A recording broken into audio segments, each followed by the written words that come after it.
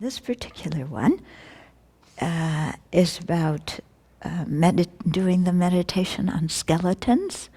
That's part of mindfulness of the body. So she says, when I imagine my skeleton being so big it fills up all of space in the solar system, it feels very expansive. When I come back to the cushion and put the skin, muscles, organs, and such back on it, it feels restrictive, like I'm trapped in the body. Yeah. I mean, that's definitely the feeling you get when you do this meditation. The thing is, I found when I did it, because you dissolve all the tissues and everything, and you just till the bones, and then you expand the bones. At the beginning when I did it, I thought of the bones of just being very white, and then that felt kind of nice, just these kind of completely white things, filling all of the universe. But then I realized I wasn't really thinking of bones as they really were, because they have black marks and brown marks, and they're brittle, and they're not beautiful pearly white things, And so, then when I started doing it, visualizing bones more as how they look, you still get that very expansive feeling, but your expansive feeling is filled with bones, disgusting looking bones, and then you kind of realize that that's basically what you're walking around in all day. It's nicely covered up now, you don't see it. And when you look at people around you, we see real human beings. But it's quite interesting to kind of use your X-ray vision and think of, what's really there is skeletons walking around. Yeah. And so then that gives you a totally different feeling about the body, doesn't it? I mean, you may still have a very expansive feeling, but it's filled with glah. And then, of course, when you come back down to your regular sized body, and as you add on the tissues and the muscles and things like that, then, it does feel very confined, and it feels, I don't know about you, but it feels quite filthy. Yeah, because these things, I mean, the bones are one thing, but when you start adding on all the other stuff, it's really not very beautiful. If you've ever attended an autopsy, or if you've done a dissection, in class, an anatomy class, then you kind of look at what it is, and this is it. And again, like you said, you feel zipped up in this thing that is basically a factory producing caca, pee-pee, earwax, eye stuff, vomit, and, everything else that comes out of it, none of which is very attractive when you look at it. So the whole idea of this meditation is to make us have a more realistic view of our body, because this whole body is beautiful thing in America. This is the complete, opposite of exactly what the body is. And you can tell how strong our resistance to seeing the body for what it is because we go to this great length for this whole body is beautiful thing, and make your body look good and bulge where you want to bulge and don't bulge where you don't want to bulge, and get your face lifted and use Botox and dye your hair or get some hair, or get rid of all the little marks on your face and do something with your wrinkles, and and then the rest of your skin, it's like as you age, and we're just in total denial. We don't want any of that, and yet that's the whole reality of this body. Yeah. And so we need to put our minds with the reality of the body, and the effect it has on you is it makes you the mind gets more sober. We don't get so entranced with the glitter. Yeah. And the movie stars and the sports heroes don't really seem so attractive anymore. Especially when you use your X-ray vision and you see the skeletons and you peel the skin off and you see what's really there. Okay, and so this, it really radically decreases our attachment to the body, and to attachment to pleasure, attachment to physical comfort, because we realize that we spend a lot of time pampering this body. Not only trying to make it look good, but trying to make it be comfortable. But when you look at what it really is, how is this thing ever going to be comfortable? Okay? So it helps you give up that kind of attachment. Now, many people just get the jitterbugs when they start thinking of giving up that attachment. It's like, no, I can't, because I've been brought up that my body is the source of beauty, and I am my body, and if that's all my body is, then that's all I am. Okay? That is such a limited view of who we are. We're not this body. Like it says in there's 37 practices, it's a guest house. We moved in, and like any motel, you stay in over a long period of time. Things start breaking down and it gets dirty, and it starts to rust away, and you get, cracks in the sink and stains in the carpet, and, so this is exactly what happens to the body. But then, we move out of the guest house into another one. Not that that one's going to be much better. Yeah. But this is the whole idea. It's like, why am I so attached to having a body to start with? Yeah. Why? And then asking ourselves, why do I have a body to start with? Because we've just had these bodies, and we've just assumed this is normal, this is who we are, that there's no other option.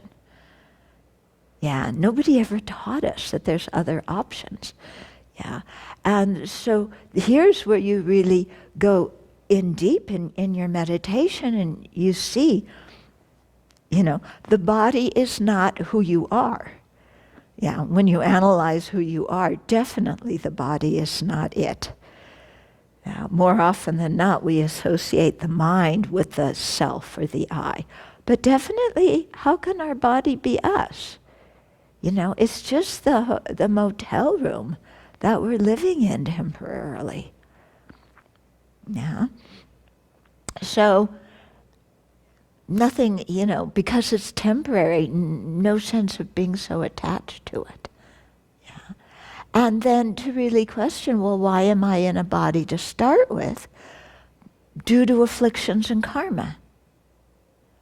Yeah, due to the state of my mind, to the fact that there's ignorance and afflictions in my mind, and that under their influence, I create polluted karma, and at the time of death, when that karma ripens, fertilized by craving and clinging in my mind, then, I just run towards another body, for security, for an identity, for some sort of crazy reason that we don't even know ourselves.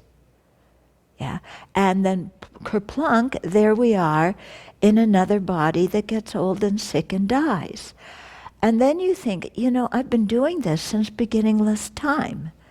And I've had all sorts of bodies. And I've even been born in the immaterial realm where you don't have a coarse body. But where's it gotten me? I once looked in some past life, I looked like Rambo and Marilyn Monroe. And where did it get me? Nowhere, absolutely nowhere. So, So I'm taking these bodies under the force of afflictions and karma. It's a useless process. There's only more suffering and more dukkha when I'm in one of these bodies. So maybe I should aspire for liberation. Yeah? Maybe there's an alternative. Not maybe, there is an alternative. Yeah? And if I can get rid of the afflictions and stop the creation of karma, of polluted karma, then I'm liberated from being forced to take this another body again and again and again and again out of control. Not of my own control, under the control of afflictions and karma. Okay? So this meditation, it really makes you think when you go into it about, well, why am I in a body to start with? And is this really what I want to continue to do throughout endless time? And what's the alternative? And how do I gain access to that state of liberation? Practice the path. What is the path? Then you start learning the path. Yeah, and you start practicing it. Okay, so this meditation's quite important. Yes, it makes us a bit uncomfortable. And it certainly makes all the people you're sexually attracted to appear not so attractive. It really works if if you have a lot of sexual attachment and that's what your mind is wandering on, this meditation will cure you of it. Yeah? I mean, chapter 8 in Shantideva, he does this meditation too, and Shantideva says, he goes through this whole question and answer thing, with himself of, well, what, I want to hug the body. Well, why do you want to hug the body? Because it's soft. Well, then hug a pillow instead. It doesn't smell so bad. And he goes through all these kinds of things, really, showing us what our body is. At one teaching His Holiness gave, I heard many years ago, the organizers requested him to teach chapter 8, but asked him not to teach this part. This is how much aversion people have to it. His Holiness taught it anyway. Yeah? Because it's important. Nagarjuna tells us, that seeing the foulness of the body is very easy. We can see it with our sense consciousnesses and smell it and taste it if you dare, But it's something that's apparent to our senses. Emptiness, on the other hand, the only way to initially know it is through reasoning. It's a slightly hidden phenomena. So knowing the foulness of the body is much easier. Yeah. But if even we meditate on the foulness of the body, it's very difficult to keep it in mind. So if we can't keep that in mind, then how are we going to meditate on emptiness, which is much more difficult to realize? So he's not telling us not to meditate on emptiness. It's good to meditate on emptiness. But to realize that if we're going to have a profound, realization of emptiness, first we have to have some realization of this meditation. Yeah. Because it's much easier. And it's right there in the Dharma. Buddha taught it in this Pali tradition, Pali Sutras, Sanskrit Sutras. It's right there. Okay. So what else was here? I am also meditating on corpses and foulness and the parts of the body. So in other meditations, I am developing less of a concept of me and you. Yeah, because certainly when you do these meditations and you realize everybody's body is like this, then you get kind of to a point where you can just mix up all the parts, you know. Okay, and hopefully loosening my attachment to having a body in general. Exactly. Yeah, that's what we want to do. Because it's attachment to our body that causes a lot of the suffering at the time of death. You know, it's like, I don't want to leave this body. Who am I going to be if I don't have this thing? And yet, you know, that clinging brings so much suffering at the time of death. And I'm also doing meditations on precious human life to help me stay balanced. Excellent. Good. Yeah? So I really recommend when you're doing these, they're called asubha, or unattractive, foul, you know, unbeautiful meditations. When you're doing the asubha meditations, it is very important to do other meditations to keep your mind balanced. Yeah. So then you meditate on having a precious human life. Yeah. But then you go, but wait a minute, one meditation is telling me my body's really good, and the other meditation is telling me my body's a bunch of garbage. Aren't they contradictory? No. When you meditate on precious human life, you know, and having this human body, the purpose of the meditation is that we realize what we can do having a human body, but especially having a human mind. Yeah, what we can do having that human life with a human mind in terms of progressing on the path to liberation.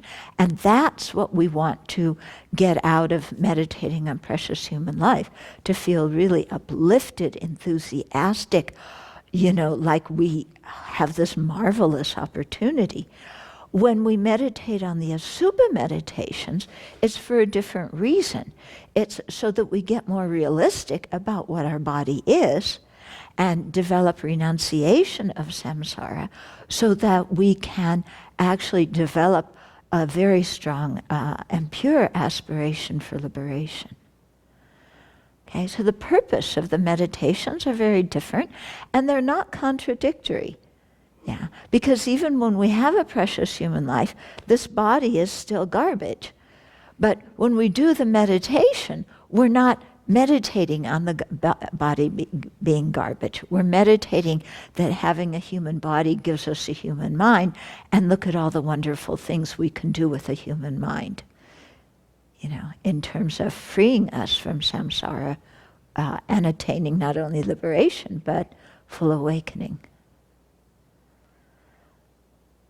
Okay? Got it?